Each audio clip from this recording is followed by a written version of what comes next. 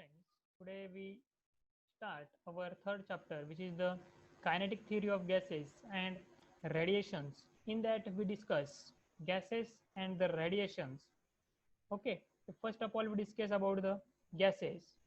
First, concept of ideal gas. That is, in 11th, you discuss ideal gas equations. What is the ideal gas equations? We know very well. Ideal gas equation is equal to PV is equal to nRT. बरोबर. तर concept of ideal gas काय आहे? Gases at low pressure and high temperature, much above that at which they liquefy or solidify, approximately satisfy the simple relations their pressure, temperature and volume as. म्हणजेच की जे gases असतात ते lower प्रेशरला आणि हाय टेम्परेचरला, जेव्हा temperature हाय असेल, खूप खूप प्रमाणात जास्त असेल, त्याला काय होणार आहे, एक तर लिक्विफाय होणार आहे और सॉलिडिफाय होणार आहे आणि एक इक्वेशन सॅटिस्फाय करणार आहे, त्यालाच आपण म्हणतो which is the ideal gas equation, which is PV is equal to nRT or PV is equal to KT. In that K is the Boltzmann constant, whereas K is a constant म्हटलेला आहे तिथे. बरोबर. त्यानंतरून बघू आपण ideal gas and real gas. जसं की आपल्याला चॅप्टर स्टार्ट होतानाच हा कन्सेप्ट आहे, बिहेवियर गॅस नंतरून ideal gas and real gas. तर first of all ideal gas. Ideal गॅसमध्ये काय असतं? In ideal gas the intermolecular interactions are absent. Means जे काही दोन मॉलिक्यूल मधले फोर्सेस असणार आहे, म्हणजे जर फोर्सेस असल्या कारणाने काय होतं, एकतर मॉलिक्यूल रिपल्स, दोन मॉलिक्यूल मध्ये रिपल्शन होतं और अट्रॅक्शन होतं, पण इथे इंटरमॉलिक्युलर इंटरॅक्शन काय आहे, टोटली ॲब्सेंट आहे. बरोबर. तर रिअल गॅसमध्ये exactly opposite. In real gas are composed of atoms और molecule which do interact with each other. In that the forces are present. आणि आयडियल गॅसमध्ये काय असतं, the forces in between two molecules are absent, that is the intermolecular interaction are absent. and in real gas the intermolecular interaction are present, that is they do interact with each other. Okay. त्यानंतरून free path. What is the free path? The straight line path covered by molecule between two successive collision, it is called as free path. आता या diagram मध्ये आपण बघू शकतो, या diagram मध्ये दोन, एक ब्लॅक, हा एक ब्लॉक, हा एक ब्लॅक स्पॉट घ्या, हा एक ब्लॅक स्पॉट घ्या. बरोबर. तर कंटिन्युअसली ह्या ब्लॅक स्पॉटने इकडचा पॉईंट इकडे जातो, इकडचा पॉईंट इकडे जातोय, कंटिन्युअसली ते काहीतरी मोशन परफॉर्म करतात ते, पण त्याची मोशन कशी आहे, रॅन्डम आहे. कंटिन्युअसली ऐकते ते मोशन कशी आहे, रॅन्डम आहे, म्हणून आपण त्याला फ्री पाथ म्हटलं. त्याच्या नावातच आहे, which is the free path, the straight line path followed covered by the molecule between two successive collision. दोन मॉलिक्यूलचं कोलिजन होताना जो काही successive path in the form of straight line particle object form करतो, त्याला आपण म्हणतो फ्री पाथ. त्यानंतरून मीन free path. आता मीन फ्री पाथ कशाला म्हणायचं, the average distance covered bye molecule between two successive collision. दोन मॉलिक्यूलचं कोलिजन होताना, बरोबर, कुठे, the average distance covered by the molecule between two successive collision is called as mean free path. दोन मॉलिक्यूलचं कोलिजन होताना जेवढा पाथ कव्हर केलेला आहे, इथून मॉलिक्यूल इथे मॉलिक्यूल इथं असेल तर हा जो पाथ एवढा कव्हर करणार आहे, तर त्याला आपण म्हणणार आहे मीन free path, which is denoted by lambda is equal to capital S divided by capital N. बरोबर. mean free path is equal to total distance covered, which is the capital S per unit number of collisions. त्यानंतरून mean velocity.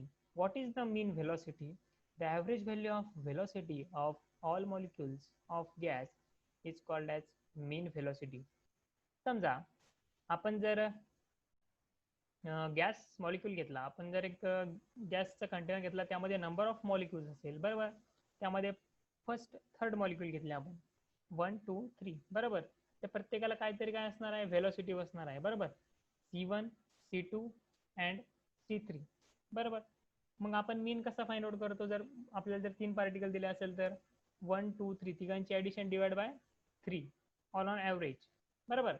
तसंच mean velocity आहे, जेवढ्या velocity असेल आपल्याकडे up to n particle divide by n म्हणू शकतो. आपल्याला जेवढे particle आपण कन्सिडर करणार, सगळ्या व्हेलॉसिटीची ॲडिशन न्यूमरेटरला divide by number of velocities. समजलं. मीन व्हेलॉसिटी कशाला म्हणायचं, mean velocity is equal to जेवढ्या व्हेलॉसिटी आपल्याला दिलेल्या असतील त्यांची आपण न्यूमरेटरला ॲडिशन करणार डिवाइड बाय जेवढ्यांची ॲडिशन करणार तेवढा नंबर आपण त्याला डिवाइडला टाकणार, त्याला आपण म्हणणार मीन व्हेलॉसिटी. त्यानंतरून mean square velocity. ज्या काही व्हेलॉसिटी असणार आहे त्याचा आपण स्क्वेअर करणार आहोत आणि स्क्वेअर करून आपल्याला जी क्वांटिटी भेटणार त्याला म्हणणार आहे mean square of velocity. The average value of square velocities of molecule of gas is called as mean square of velocities. तर स्क्वेअर केल्यानंतर तुम्ही बघू शकता जसं की तुम्हाला सांगितलं मी की C1 बघितलाय आपण तिथे दिसतोय C स्क्वेअर C बार स्क्वेअरचा C1 square plus C2 square plus C3 square up to CN square divide by N up to N व्हेलॉसिटीसाठी घेतलाय म्हणून डिवाइड बाय कॅपिटल N घेतलाय बरोबर. व्हेलॉसिटीची addition divide by number of velocities. त्यानंतर RMS means root means square velocities. Root means त्याच्या नावातच दिलाय रूट मीन्स स्क्वेअर रूट घेणार आहोत आपण. Root means square velocity is equal to the square root of mean square velocity of a molecule of gas is called as root means square velocities. जसं की खाली इक्वेशनही बघू शकतो आपण C is equal to under root of C square जो आता मागच्या equation मध्ये आपण C स्क्वेअर फाइंड आउट केला आहे त्याचा आपण स्क्वेअर रूट घेणार त्यावरनं आपण RMS velocity फाइंड आउट करणार बरोबर. त्यानंतर झेरोथ लॉ ऑफ थर्मोडायनामिक्स खूप इम्पॉर्टंट टॉपिक आहे. Zeroth law of thermodynamics. If two bodies P and Q are thermal equilibrium and also P and R are thermal equilibrium then Q and R are also thermal equilibrium. तर यामध्ये बघा एक P consider केला ही P body आहे ही Q body आहे आणि P आणि Q हे दोघी एकमेकाला थर्मल इक्विलिब्रियम आहे म्हणजेच की P आणि Q चं जे काही टेम्परेचर आहे एकमेकाला कसे आहे सारखे आहे दोघांचे टेम्परेचर एकमेकाला म्हणून ते थर्मल इक्विलिब्रियम कंडिशनला आहे. पण P आणि R हा सुद्धा एकमेकाला काय आहे थर्मल इक्विलिब्रियम आहे. म्हणजेच P आणि Q जर इक्विलिब्रियम असेल आणि P आणि R जर इक्विलिब्रियम असेल हे दोन्ही चारही एकमेकाला इक्विलिब्रियम कंडिशन मध्ये असेल तर Q आणि R are also thermal equilibrium with each other. समजतंय. ही P सिस्टीम आहे ही P सिस्टीम आहे ही Q सिस्टीम आहे आणि ही R सिस्टीम आहे बरोबर. ह्या तीन सिस्टीम घेतल्या जर P आणि Q एकमेकाला कसे आहे थर्मल इक्विलिब्रियम मध्ये आहे बरोबर. त्यानंतरून P आणि R हे सुद्धा एकमेकाला कसे आहे थर्मल इक्विलिब्रियम मध्ये आहे. पण P आणि Q एकमेकाला थर्मल इक्विलिब्रियम असल्या कारणाने जो काही Q आहे आणि जो काही R आहे तो सुद्धा एकमेकाला कसा असणार आहे थर्मल इक्विलिब्रियम. समजतंय काय आहे zeroth law of thermodynamics. If two bodies P and Q are thermal equilibrium and also P and R in thermal equilibrium then Q and R are also in thermal equilibrium बरोबर. त्यानंतरून first law of thermodynamics. तर first law of thermodynamics काय आहे heat and works are two distinct mode of energy transferred to a system that can result change in a internal energy. जे काही heat आणि work जे काही two distinct मोड आहे एनर्जीचे ते काय करणार आहे इंटरनल एनर्जी मध्ये चेंज करतात. हा फर्स्ट लॉ ऑफ थर्मोडायनामिक्स आहे. तर फर्स्ट लॉ ऑफ थर्मोडायनामिक्सचं एक सिंपल स्टेटमेंट आहे energy can neither be created nor be destroyed but it can transfer from one form to another form बरोबर आहे. म्हणजेच one form to another form म्हणजेच electrical energy is converted into mechanical energy. For example फॅनचं example बघू शकतो आपण. जेव्हा आपण पंख्याचं बटन ऑन करणार आहे की ते कोणती एनर्जी सप्लाय करणार आहे पंख्याला इलेक्ट्रिकल एनर्जी. पण त्या इलेक्ट्रिकल एनर्जीचं कन्वर्जन नंतर कशामध्ये होतं मेकॅनिकल एनर्जी. म्हणजे पंखा फिरू लागतो तिथे म्हणजे तिथे मेकॅनिकल वर्क परफॉर्म होतं. ही डेफिनेशनही लिहू शकता तुम्ही किंवा मी सांगितली तीही लिहू शकता. काय सांगितलं इथं heat is a energy transferred due to temperature difference between the system and the surrounding. heat काय आहे heat is the energy transfer due to temperature difference. Energy transfer होती टेम्परेचर डिफरन्स मुळे जी काही एनर्जी ट्रान्सफर होती between the system and surrounding जी काही system असेल आणि सराउंडिंग मध्ये. व्हेर ॲज वर्क काय आहे work is energy transfer brought about by means that do not involve any temperature difference. म्हणजेच वर्कमध्ये कोणत्याही प्रकारचा टेम्परेचर डिफरन्समुळे चेंजेस होत नाही. Which do not involve temperature difference म्हणजे टेम्परेचर डिफरन्स त्यामध्ये इन्व्हॉल्व नसतो. तर फर्स्ट लॉ ऑफ थर्मोडायनामिक्स काय स्टेटमेंट कसं लिहू शकतो आपण डायरेक्टली इक्वेशन आहे dq is equal to du plus dw. That is dq is equal to heat supplied to the system by surrounding. म्हणजेच सराउंडिंग कडनं, म्हणजे आपण एक्सटर्नली एखाद्या वस्तूला जर आपण हीट सप्लाय केली, बरोबर, तर हीट सप्लाय केल्यानंतर ते काय होतं, तिथं काहीतरी वर्क परफॉर्म होतं. त्यानंतर DW, work done by system on the surrounding. आपण जेव्हा हीट सप्लाय करू तेव्हा त्याकडे काहीतरी वर्क परफॉर्म होणार आहे. आणि DU काय आहे, internal energy. U means internal energy, capital U is the symbol of internal energy. आणि DU काय आहे, which is the change in the internal energy of the system. त्यानंतरून आयसोथर्मल प्रोसेस. आता आयसोथर्मल प्रोसेस कशाला म्हणायचं? Isothermal means thermal means त्याच्या नावातच आहे, the temperature of system which is constant. असं लिहू शकतो आपण directly definition. A process in which the temperature of system is keep fixed throughout is called as isothermal process. बरोबर. The expansion of gas in a metallic cylinder placed in a large reservoir of a fixed temperature is an example of isothermal process. काय म्हणता येते? The expansion of gas in a metallic cylinder. जे काही metallic cylinder आहे त्यामधलं जे काही गॅसचं एक्सपान्शन असेल, कुठे मेटॅलिक सिलेंडर कुठे प्लेस केला असेल, in a large reservoir of a fixed temperature, की जिथे टेम्परेचर हे फिक्स केलेलं असतं काहीतरी अमाऊंट मध्ये. This is the example of isothermal process. बरोबर. मेटॅलिक सिलेंडर जेव्हा आपण लार्ज रिझर्वायर मध्ये पुटअप करणार आणि तिथे टेम्परेचर जे काही कॉन्स्टंट ठेवून आपण जे काही प्रोसेस करणार आहे त्याला आपण आयसोथर्मल प्रोसेसचा एक्झाम्पलही म्हणू शकतो. त्यामध्ये जे काही PV is equal to constant होणार आहे. त्यानंतर coefficient of absorption, coefficient of reflection और कोएफिशियंट ऑफ ट्रान्समिशन. तर फर्स्ट बघू आपण coefficient of absorption. It is defined as the ratio of quantity of radiant energy or heat absorbed, that is in that coefficient of absorption. Coefficient of absorption कसं लक्षात ठेवणार आपण? Absorption या शब्दावरनं heat absorb होते असं लक्षात ठेवायचं. It is the ratio of heat absorbed to the total quantity of radiant energy incident on it.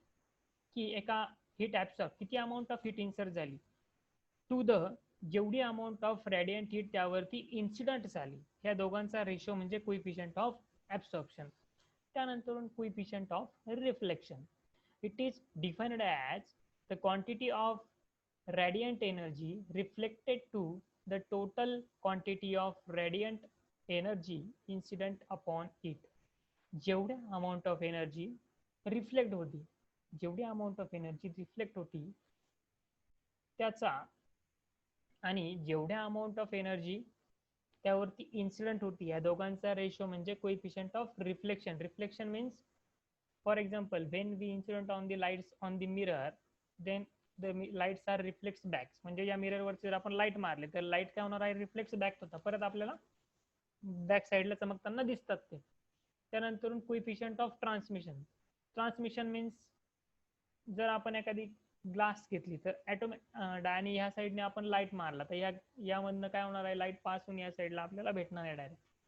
Coefficient of transmission means it is the ratio of quantity of radiant energy transmitted to the quantity of radiant energy incident upon it. जेवढी amount of energy transmit झाली त्याचा आणि जेवढी amount of energy incident झाली त्याचा, या दोघांचाही ratio म्हणजेच coefficient of transmission. Okay. Absorption means heat absorb, transmission reflection means जेवढा अमाऊंट ऑफ लाईट रिफ्लेक्ट होतो त्याला आपण इन्सिडेंट केल्यानंतर लाईट रिफ्लेक्ट होतो त्याला आपण रिफ्लेक्शन म्हणतो. आणि transmission means transfer from one medium to another medium. त्यानंतर परफेक्टली ब्लॅक बॉडी. आता परफेक्टली ब्लॅक बॉडीचं सिंपल एक्झाम्पल आपण बघू शकतो. A body which absorb the entire radiant heat energy incident upon it is called as perfectly black body. जेव्हा केव्हा तुम्ही उन्हाळ्यामध्ये जेव्हा ऊन असतं तेव्हा तुम्ही ब्लॅक शर्ट घालून घराच्या बाहेर जर पडलात तर काय होतं, तुम्हाला जास्त प्रमाणात गरम होताना दिसून येतं. कारण की जे काही ब्लॅक कलर आहे तो काय करतो, रेडिएशन काय करतो, ऍब्सॉर्ब करतो. आणि जर तुम्ही व्हाईट शर्ट घातलेला असेल तर रेडिएशन तो काय करतो, कंटिन्युअसली इमिट करतो, तो रेडिएशन ऍब्सॉर्ब करत नाही.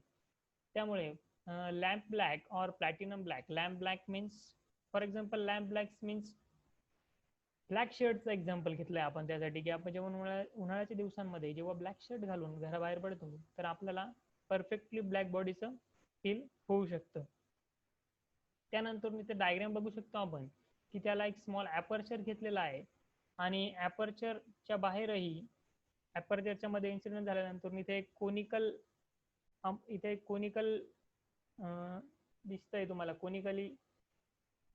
कोनिकल प्रोजेक्शन म्हणतात त्याला. कोनिकल प्रोजेक्शन इथे गेलेलं आहे. त्या कोनिकल प्रोजेक्शनला जेव्हा लाईट यावरती येऊन इन्सिडेंट होणार आहे आणि त्या संपूर्ण सर्क्युलर शेपमध्ये तो लाईट तिथे फिरणार आहे आणि ते इंटरनली त्या पूर्ण इंटरनल सर्कल हा ब्लॅक कोटेड केलेला आहे. आणि जेव्हा तुम्ही तिथे बघणार त्या ॲपर्चर मधून, तेव्हा तुम्हाला दिसणार, तेव्हा तिथे कंटिन्युअसली तिथे तुम्हाला ब्लॅक बॉडी सारखं फील होणार आहे. म्हणजे कंटिन्युअसली पूर्ण अंधार दिसणार आहे त्यामध्ये. This is the very perfectly black body. समजलंय ब्लॅक बॉडी कशाला म्हणायचं. त्यानंतरून जे काही पूर्ण ब्लॅक बॉडीचं स्ट्रक्चर आहे, जे काही तुम्हाला मी सांगितलं ते पूर्ण इथे दिलेले आहेत, तुम्ही वाचू शकता, बघू शकता. काय म्हटलंय त्यांनी, it is consist of a double walled hollow metal sphere. दोन बघितलं आपण, बाहेर एक सरफेस होता, इंटरनली सरफेस होता, आणि जे ॲपर्चर आहे त्या थ्रू आपण लाईट त्यामध्ये पास करत होतो. And the walls are evacuated across heat, conduct and convections, and the wall are silver. जी काही इंटरनली वॉल आहे तिला बॅक साईडनी, तिच्या बॅक साईडनी तिला सिल्वर कोटेड केलेला आहे. and the body has conical projections diametrically opposite side of aperture. आणि apertureच्या एक्झॅक्टली ऑपोजिट जे काही कोनिकल प्रोजेक्शन आता आपण डायग्राम मध्ये बघितलं ते कुठं आहे, ॲपर्चरच्या एक्झॅक्टली ऑपोजिट साईडला आहे. बरोबर, हे डायग्रामचं कन्स्ट्रक्शन झालं. त्यानंतर आपण बघणार आहोत इमिसिव्ह पॉवर और इमिसिव्हिटी और कोइफिशियंट ऑफ इमिशन. आता इमिसिव्ह पॉवर कशाला म्हणणार आपण, every body radiates energy at all temperatures other than the absolute zero temperature. प्रत्येक बॉडी एका पर्टिक्युलर टेम्परेचरला रेडिएशन इमिट्स करते. The energy radiated per second depends upon its temperature, surface area and the nature of its surface. This is the emissive power. Okay. The quantity of radiation, definition, particular definition. The quantity of radiant energy emitted per unit time.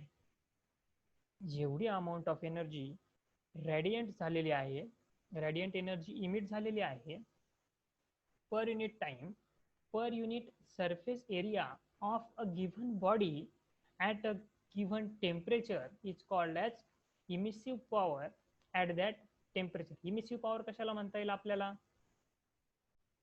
जी काही emission, त्याच्या नावातच emission मतलब म्हणजे काय, की energy काहीतरी emit होणार आहे. जर आपण एखाद्या बॉडीला आपण जर हीट दिल्यानंतर ती बॉडी काय करणार आहे, काहीतरी अमाऊंट ऑफ त्याच्या विथ रिस्पेक्ट टू टेम्परेचर काय करणार आहे, त्याची एनर्जी इमिट करणार आहे. तेच सांगितलंय त्यांनी, the quantity of radiant energy emitted per unit time.